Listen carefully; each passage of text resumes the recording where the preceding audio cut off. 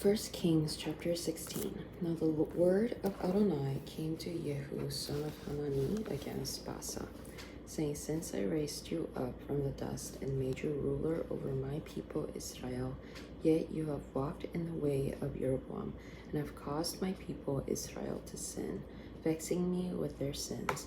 I am about to consume Baasa with his house. I will make your house like the house of Jeroboam, son of Nebat. Anyone of Baasa who dies in the city, the dogs will eat, and anyone of his who dies in the field, the birds of the sky will eat. Now the rest of the deeds of Baasa and what he did and his might, are they not written in the book of Chronicles of Kings of Israel? Then Baasa slept with his fathers and was buried in Tirzah, and his son Elah became king in his place. But the word of Adonai had already come by the hand of prophet Jehu, son of Hanani, against Baasa and against his house, because of all the evil he had done in Adonai's eyes, vexing him with the work of his hands, becoming thus like the house of Jeroboam, which he struck down. In the 26th year of King Asa of Judah, Elah, son of Baasa, became king over Israel in Tirzah, and reigned 2 years. Then his servant Zimri, commander of half his chariotry, conspired against him while he was in Tirzah, making himself drunk in the house of Arsa, who was in charge of the palace in Tirzah. Then Zimri went in, struck him down, and killed him in the 27th year of King Asa of Judah, and became king in his place. It came about when he became king, as soon as he sat on the throne, he struck down all the household of Baasa, leaving him not even one man, nor his kinsman, nor his friend. So Zimri destroyed the entire house of Baasa, according to the word of Adonai, which he spoke against Baasa by the prophet Jehu, for all the sins of Baasa and the sins of his son Elah, which they committed and caused Israel to commit, vexing Adonai, God of Israel, with their useless idols. Now the rest of the deeds of Elah and all that he did, are they not written in the book of the Chronicles of the Kings of Israel? In the 27th year of King Asa of Judah, Zimri reigned for 7 days in Tirzah. Now the people were encamped against Gibbethon of the Philistines. When the people encamped heard it, said, Zimri has conspired and even struck down the king. Then all Israel proclaimed Omri, the commander of the army, king over Israel, that very day in the camp. When Omri and all Israel with him went up from Gibbethon and besieged Tirzah. When Zimri saw that the city was captured, he went into the citadel of the royal palace and burned down the royal palace over him with fire. So he died too, because of the sins which he committed, doing what of the way of Jeroboam, and in the sins which he had committed, making Israel sin. Now the rest of the deeds of Zimri and his treason that he did, are they not written in the book of the Chronicles of the Kings of Israel? Then the people of Israel were divided into 2 factions. Half of the people followed Tibni, son of Ginath, making him king, while the other half followed Omri. But the people following Omri prevailed against the people following Tibni, son of Ginath. Tibni died, and Omri became king. In the 31st year of King Asa of Judah, Omri began to reign over Israel, and reigned 12 years, 6 years in Tirzah. Then he bought the hill of Samaria from Shemer for 2 talents of silver, and built a city on the hill. He named the city that he built Samaria, based on the name Shemer, the owner of the hill. But Omri did what was evil in Adonai's eyes, and acted more wickedly than all who were before him. For he walked in all the ways of Jeroboam, son of Nebat, and in the sins that he had caused Israel to commit, vexing Adonai, God of Israel, with their useless idols. Now the rest of the deeds of Omri that he did, and the valiant deeds that he did, are they not written in the book of the Chronicles of the Kings of Israel? So Omri slept with his fathers and was buried in Samaria. Then his son Ahab became king in his place in the 30th year of King Asa of Judah. Ahab, son of Omri, began to reign over Israel. And Ahab, son of Omri, reigned over Israel in Samaria 22 years. But Ahab, son of Omri, did what was evil in Adonai's eyes, more than all who were before him.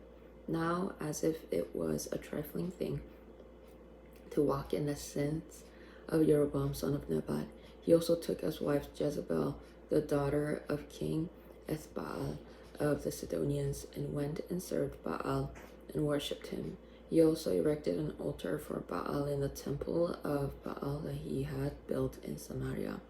Also Ahab made the Asherah pole. So Ahab did yet more to provoke Adonai, the God of Israel, than all the kings of Israel who were before him. During his days, Hiel of Bethel rebuilt Jericho. At the cost of Abiram, his firstborn, he laid its foundation, and at the cost of his youngest son, Segub, he set up its gates, according to the word of Adonai, which he had spoken through Joshua, son of Nun. Chapter 17. Now Eliah the Tishbite, one of the settlers of Gilead, said to Ahab, As Adonai, God of Israel, lives, before whom I stand, there shall be no dew or rain these years except at my word. Then the word of Adonai came to him, saying, Leave this place, turn eastward, and hide yourself by the Wadi Cherith, east of the Jordan. It will come about that you will drink from the wadi. I have also commanded the ravens to feed you there. So he went and did according to the word of Adonai. He went and lived by the Wadi Cherith, which is east of the Jordan. The raven kept bringing him bread and meat in the morning, and bread and meat in the evening. He drank from the wadi. Then it came to pass after a while that the wadi dried up, because there was no rain in the land. Then the word of Adonai came to him, saying, Arise, go to Zarephath of Sidon, and stay there. I have just commanded a widow there to provide for you. So he arose and went to Zarephath. Now when he came to the town gate, to his surprise, a widow was there gathering sticks. So he called her and said, Please bring a little water in a jar that I may drink. As she was going to fetch it, he called her and said, Please bring me a morsel of bread in your hand. So she said, As Adonai your God lives, I have nothing baked, only a handful of flour in the jar, and a little oil in the jug. Now look, I am gathering a couple of sticks, so that I may go in and prepare it for me and my son, that we may eat it and die. Eliah said to her, Fear not, go and do as you said, but first make me a little cake from what you have there. Bring it out to me, and afterwards make some so for you and for your son. For thus says Adonai, God of Israel, the jar of flour shall not be exhausted, nor shall the jug of oil be empty until the day Adonai sends rain on the ground. So she went and did according to the word of Eliah. And she and he and her household ate for many days. The jar of flour was not exhausted, nor did the jug of oil become empty, according to the word of Adonai, which he spoke through Eliah. After these things it came to pass that the son of the woman, the mistress of the house, fell sick, and his sickness was getting much worse until he had no breath left in him. So she said to Eliah, What do I have to do with you, man of God? Have you come to me to remind me of my sin and kill my son? He said to her, Give me your son. Then he took him from her arms, carried him up to the upper room where he was staying, and laid him on his own bed. He cried out to Adonai and said, Adonai, my God, have you brought such evil even on the widow with whom I am staying, by causing her son to die? Then he stretched himself upon the child 3 times. He cried out to Adonai and said, Adonai, my God, please let this child's soul come back into his body. Adonai listened to the cry of Eliah. So the soul of the child came back into his body, and he was revived. Then Eliah took the child and brought him down from the upper room into the house, gave him to his mother. Eliah said, "See, your son is alive." Then the woman said to Eliah, "Now I know that you are a man of God and that the word in your mouth is truth." Chapter 18.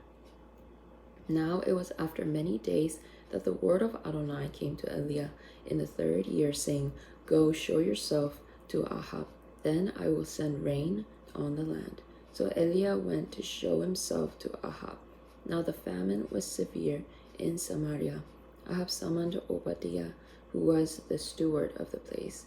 Now Obadiah feared Adonai greatly, for when Jezebel was cutting off the prophets of Adonai, Obadiah took 100 prophets, hid them 50 to a cave, and provided them with bread and water.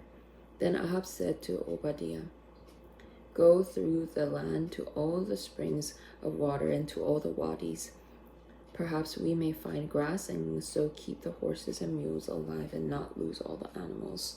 So they divided the land between them to explore it. Ahab went out one way by himself, while Obadiah went another way by himself. As Obadiah was on the road, all of a sudden Eliah met him. When he recognized him, he fell on his face and said, "It is you, my lord Eliah." "It is I," he answered him. "Go tell your lord, look, Eliah is here." "How have I sinned?" he replied, "that you are giving your servant into the hand of Ahab to put me to death? As Adonai your God lives, there is no nation or kingdom where my master has not sent to search for you." And when they said, "He is not here," he made that kingdom or nation swear that they could not find you. Now you're saying, "Go tell your lord, look, Eliah is here." But as soon as I leave you, the Ruach Adonai may carry you off where I wouldn't know. Then when I come and tell Ahab and he can't find you, he'll kill me. Now I, your servant, have feared Adonai since my youth. Wasn't my Lord told that what I did when Jezebel slaughtered the prophets of Adonai, how I hid 100 of Adonai's prophets, 50 to a cave, and provided them with bread and water? So now you say, "Go tell your Lord, look, Eliah is here. He'll kill me." Then Eliah said, "As Adonai Tsabaoth lives, before whom I stand, I will surely show myself to him today." So Obadiah went to meet Ahab and told him. When Ahab went to meet Eliah, then Ahab went to meet Eliah. Now when Ahab saw Eliah, Ahab said to him, "Is it you, the one who causes trouble for Israel?" But he answered, "I have not troubled Israel. Rather, it is you and your father's house by forsaking the mitzvot of Adonai and going after Baalim. Now then, send and gather to me all Israel at Mount Carmel, together with the 450 prophets of Baal and the 400 prophets of Asherah who eat at Jezebel's table." So Ahab sent word to all the children of Israel and gathered the prophets together at Mount Carmel. When Eliab approached all the people and said, "How long will you waver between two opinions? If Adonai is God, following him, but if Baal is following him?" But the people did not answer him, not even a word. Then Eliah said to the people, "I am the only prophet of Adonai left, but Baal's prophets are 450 men. Now let them give us 2 young bulls. Let them choose 1 bull for themselves, cut it into pieces, lay it on the wood, and put it on fire underneath, while I prepare the other bull. Lay it on the wood, and put no fire underneath. Then you will call on the name of your God, and then I will call on the name of Adonai, the God who answers with fire. He is God." All the people responded and said, "It's a good thing." Then Eliah said to the prophets of Baal, "Choose 1 bull for yourselves and prepare it first, since you are so many. Then call on the name of your God, but put no fire underneath." So they took the bull and that he gave them, prepared it, and called on the name of Baal from morning till noon, crying, "O Baal, answer us." But there was no voice. No one was answering. They also danced, leaping around the altar that was made. Now when it was about noon, Eliah mocked them and said, "Shout louder. After all, he is a god. Maybe he's deep in thought, or he's relieving himself, or he's off on a journey. or perhaps he's asleep and must wake up." So they shouted even louder and cut themselves with swords and spears, as was their custom, until the blood gushed over them. When midday was past, they kept prophesying ecstatically until the time of offering up the evening sacrifice. But there was no voice, no one answering, no one paying attention. Then Elias said to all the people, "Come near to me." So all the people came closer to him. Then he prepared the damaged altar of Adonai. Eliah took 12 stones, like the number of the tribes of son of Jacob, to whom the word of Adonai had come, saying, "Israel shall be your name." And with the stones he built an altar in the name of Adonai. Then he made a trench around the altar large enough to contain 2 measures of seed. Then he put the wood in order, cut the bull in pieces, and laid it on the wood. Then he said, "Fill your 4 jars with the water and pour it on the burnt offering and on the wood." Then he said, "A second time," and they did a second time. Then he said, "A third time." Then he did a third time. So the water ran around the altar, and he also filled the trench with water. So it was at the time of offering up the evening sacrifice that Eliah the prophet came near and said, "Adonai, God of Abraham, Isaac, and Israel, let it be known today that you are God in Israel, that I am your servant, and that I have done all these things at your word. Answer me, Adonai, answer me, so that these people may know that you, Adonai, are God, and that you have turned their heart back again." Then the fire of Adonai fell and consumed the burnt offering, and the wood, the stones, and the dust, and licked up the water that was in the trench. When all the people saw it, they fell on their faces, and they said, "Adonai, he is God. Adonai, he is God." Then Elias said to them, "Seize the prophets of Baal. Let not a single one of them escape." So they seized them, and Eliah brought them down to the Wadi Kishon and slew them there. Then Elias said to Ahab, "Go up, eat and drink, for there's the sound of rain." So Ahab went up to eat and drink. But Eliah went up to the top of Carmel, crouched on the ground, and put his face between his knees. Then he said to his servant, "Go up now, look toward the sea." So he went up, looked, and said, "There's nothing." Then he said, "Go back 7 times. And it was the 7th time that he said, "Look, a cloud as small as a man's hand is rising from the sea." Then he said, "Go up, say to Ahab, harness your chariots and go down before the rain stops you."